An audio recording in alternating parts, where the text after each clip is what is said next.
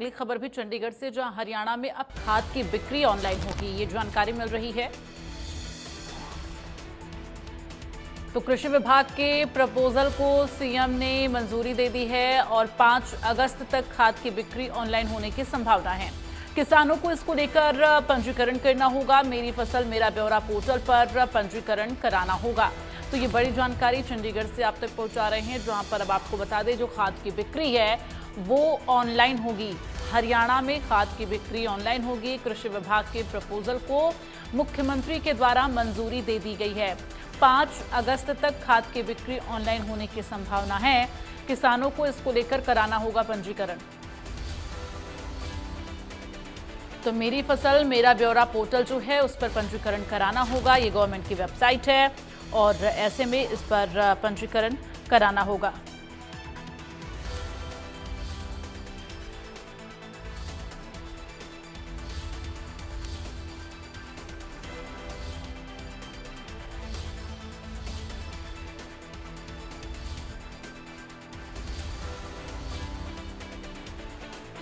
से आप तक पहुंचा रहे हैं। आपको बता दें कि अब हरियाणा में किसानों को जो खाद है वो ऑनलाइन मुहैया हो सकेगी। अब खाद की जो बिक्री है वो ऑनलाइन होगी। कृषि विभाग के प्रपोजल को सीएम ने मंजूरी दे दी है।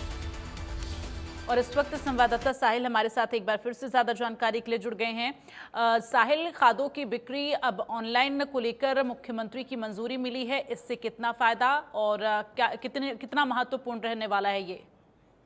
बिल्कुल दीप्ति, प्रदेश में खाद की बिक्री ऑनलाइन होगी। कृषि विभाग की ओर से सीएम नायब सैनी को इस संदर्भ में प्रपोजल बनाकर भेजा गया था, जिसे मुख्यमंत्री नायब सिंह सैनी की ओर से मंजूरी प्रदान कर दी गई है। 5 अगस्त तक खाद की बिक्री ऑनलाइन शुरू होने की संभावना जताई जा रही है। किसानों को इस संदर्भ में मेरी फसल मेरा ब्यौरा का पंजीकरण कराना होगा।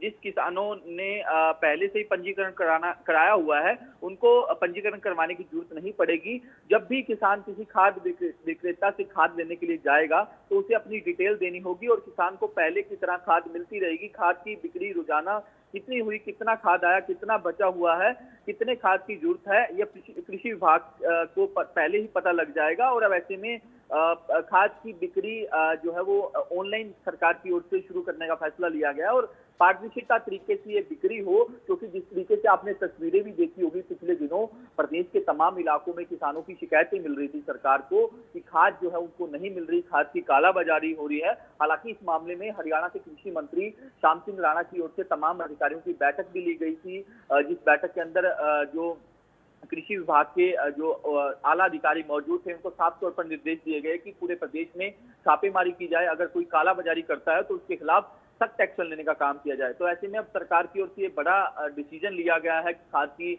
बिक्री जो है वो ऑनलाइन होगी। तो ऐसे में किसानों को कहीं ना कहीं से राहत मिलेगी और ओपोजिशन जिस तरीके से सवाल उठा रहा था उस पर भी रिएक्ट करने का काम जो है वो सरकार की ओर से किया जाएगा कि हम पारदर्शिता तरीके से खाद की बिक्री कर रहे हैं और किसानों को किसी भी प्रकार की कोई दिक्कत जो है वो प्रदेश सरकार की ओर से नहीं आने दी जाएगी। बिल्कुल, और इसके लिए जो प्रोसेस है वो लगातार हम ये बता रहे हैं कि मेरी फसल मेरा ब्यौरा पोर्टल पर जाकर पंजीकरण कराना होगा। ऐसे में इसमें अगर साहिल, अगर ऑनलाइन खाद जो बिक्री हो रही है, रेट की अगर बात की जाए तो क्या जो ऑफलाइन रेट रहेगा वही ऑनलाइन भी रेट रहेगा?